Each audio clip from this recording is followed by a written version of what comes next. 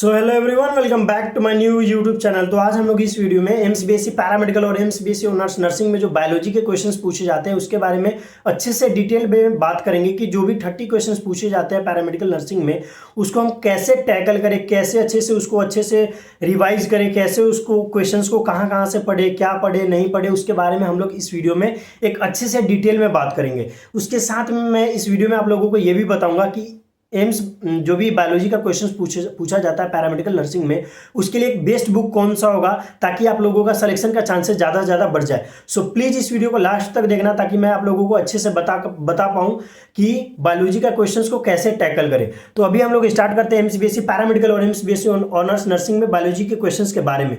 तो ऐसा जैसे सबको पता है कि बायोलॉजी का टोटल 30 क्वेश्चंस पूछे जाते हैं एमसीबीएसई पैरामेडिकल और नर्सिंग एग्जाम में। तो वो जो 30 क्वेश्चंस होते हैं वो कहाँ से आते हैं, कैसे आते हैं, उसके बारे में अब हम लोग डिटेल में बात करते हैं।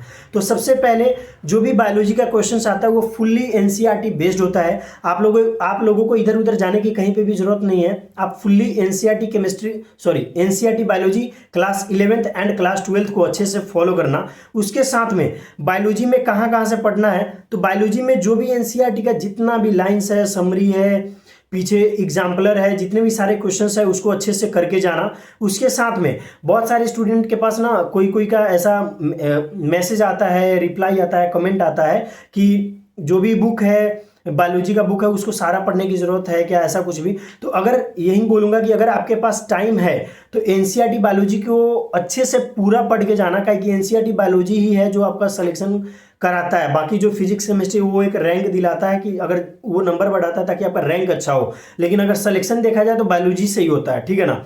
तो अगर आप लोगों के पास टाइम है तो बायोलॉजी को पूरा अच्छे से पढ़ के जाना। अगर किसी स्टूडेंट के पास टाइम ज़्यादा नहीं है तो मैंने एनसीईआरटी बायोलॉजी का वन शॉट में जिस यूट्यूब चैनल पे आप लोग ये वीडियो देख रहे हो उसके प्लेलिस्ट में जाना, वन शॉट बायोलॉजी एनसीईआरटी का मैंने 11th का 12th का डाला हुआ है, आप वहाँ से जाकर देख लेना। वहाँ पे मैंने एनसीईआरटी के जितने भी मोस्ट इंपॉर्टेंट पॉइंट्स है, अंडरलाइन है, पॉइंट्स है, डायग्राम है, जितना है सब कुछ, जितना भी मोस्ट इंपॉर्टेंट है सबको अंडरलाइन करवाया है। आप वहाँ से जाके उस वीडियो को देख लेना, आप लोगों को ऐसे समझ में आ जाएगा। बाकी अगर हम लोग बात करें कि 30 क्वेश्चंस पूछे जाते हैं जो मेन एग्जाम में, तो 30 क्वेश्चंस क्लास 11th में से कितने क्वेश्चंस पूछे जाते हैं, क्लास 12th में से कितने क्वेश्चंस पूछे जाते हैं।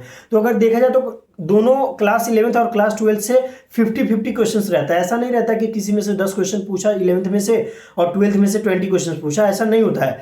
वो ऐसा 14-16 रेशियो, 15-15 रेशियो ऐसे ही रहता है, ठीक है ना। अगर 11th में से 14 क्वेश्चंस पूछे जा रहे हैं तो उसमें से 16 होगा, या फिर अगर 11th में से 16-18 है तो उसमें से 12-13 होगा, ऐसे क्वेश्चंस पूछे जाते हैं। बाकी एनसीईआरटी का क्वेश्चंस को कैसे वो करें मैं बताता हूँ कि जैसे देखो, जैसे आपका एग्जाम स्टार्ट होगा, जैसे ये आप लोगों को पता है कि एम्स पैरामेडिकल और एम्स नर्सिंग का जो एग्जाम होता है वो ऑनलाइन होता है। तो ऑनलाइन में सबसे पहले तो बायोलॉजी, बहुत सारे स्टूडेंट बायोलॉजी से ही स्टार्ट करते हैं, तो आप लोग बायोलॉजी से स्टार्ट करना। बायोलॉजी में ऑलमोस्ट बहुत सारे क्वेश्चन होते हैं, जैसे 30 क्वेश्चन है ना, उसमें से समझ जाओ कि 25 to 27 questions fully NCERT based होगा। उसके बाहर से कहीं पे भी क्वेश्चंस नहीं पूछे जाते हैं। तो आप लोगों को इधर उधर से पढ़ने की बेवजह टाइम वेस्ट करने का जरूरत नहीं है, फुल्ली एनसीईआरटी बेस्ड पढ़ के जाना। उसके साथ में जो 30 क्वेश्चंस पूछे जाते हैं उसमें से जैसे कोई चैप्टर्स होते हैं जो बहुत ही ज़्यादा इंपॉर्टेंट होते हैं, मैं उसके बारे में आप लोगों को बताता हूँ कि कौन कौन सा बायोलॉजी का इंपॉर्टेंट चैप्टर्स है, उसके बारे में बताता हूँ। तो जैसे बायोलॉजी का चैप्टर्स हो गया, देखो अब मोस्ट इंपॉर्टेंट जो चैप्टर है मैं उसके बारे में बता रहा हूँ, ठीक है ना। उसके बारे में बता रहा हूँ तो वो आप लोग कहीं पे नोट कर लेना या फिर वो कर लेना, जहाँ पे भी लिखना होगा लिख लेना। तो जैसे बायोटेक्नोलॉजी हो गया, प्रिंसिपल ऑफ इनहेरिटेंस हो गया, मॉलिक्यूलर बेसिस ऑफ इनहेरिटेंस हो गया, ये सब चैप्टर्स इंपॉर्टेंट है। इकोलॉजी हो गया, प्लांट फिजियोलॉजी, प्लांट डाइवर्सिटी, ठीक है ना। फिर एनिमल किंगडम हो गया, फिर उसके बाद प्लांट एनाटमी हो गया, फिर उसके बाद देखो ऐसे सारे चैप्टर्स मोस्ट इंपॉर्टेंट है। फिर भी कुछ चैप्टर्स है जहाँ से क्वेश्चंस ज़्यादा पूछे जाते हैं, उसका नाम मैं बता रहा हूँ। एनिमल टिश्यू से भी 1-2 क्वेश्चंस तो भी होता ही है। उसके अलावा हो गया डाइजेस्टिव सिस्टम वगैरह हो गया, स्केलेटल सिस्टम हो गया, और इसमें एक चीज़ और, मैं जो भी ये चैप्टर्स का नाम बता रहा हूँ ये मेरे पास पुराने एनसीईआरटी का डाटा है। जिसके पास भी नया एनसीईआरटी का बायोलॉजी है आप लोग उसी को फॉलो करना। मैंने अगर किसी चैप्टर का नाम बताया हो और वो नए एनसीईआरटी में नहीं हो तो आप लोग उसको फॉलो मत करना। जो नए एनसीईआरटी है उसी को फॉलो करना, उसमें जितने चैप्टर्स दिए गए हैं बस उसी को फॉलो करना है, ज़्यादा फॉलो नहीं करना है, ठीक है ना। उसके बाद ये बायोलॉजी का मोस्ट इंपॉर्टेंट मैंने बता दिया। बाकी बायोलॉजी में जैसे 30 क्वेश्चंस पूछे जाते हैं, तो अगर बहुत सारे स्टूडेंट तो एनसीईआरटी पढ़ेंगे ही और एनसीईआरटी को अच्छे से पढ़ के जाना ही। बहुत सारे स्टूडेंट का ये भी क्वेरी आता है कि एनसीईआरटी के मुझे समझ में नहीं आता कि जो प्रीवियस ईयर क्वेश्चंस पेपर है, बहुत सारे स्टूडेंट को पीवाईक्यू चाहिए होता है एनसीईआर बायोलॉजी का, जो एम्स पैरामेडिकल एम्स नर्सिंग में पूछे गए हैं पिछले साल में, कुछ ऐसा सैंपल पेपर, कुछ ऐसा माइंड मैप्स बायोलॉजी से रिलेटेड। तो आप लोगों को इधर उधर जाने की ज़रूरत नहीं है, आप सिर्फ एनसीईआरटी पे फोकस करो। और उसके साथ में मेरा एक बुक है rank booster package for AIIMS BSc paramedical and AIIMS BSc honours nursing entrance exam 2025। वो हमारा ये बुक है जो इंग्लिश और हिंदी एडिशन दोनों में अवेलेबल है।